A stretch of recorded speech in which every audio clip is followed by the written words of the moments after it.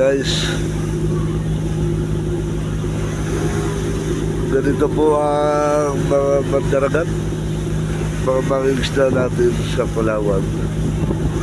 Malayo at wala kang makikitang isla na kanilang pupuntahan.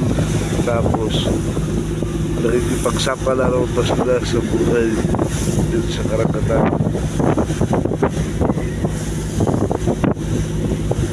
Ito po ang buhay ng mandaragat, para lang makahuli sila ng isda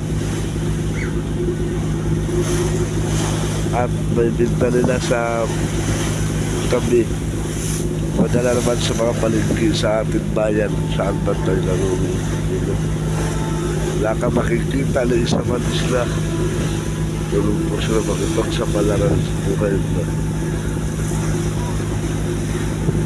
Yan po atin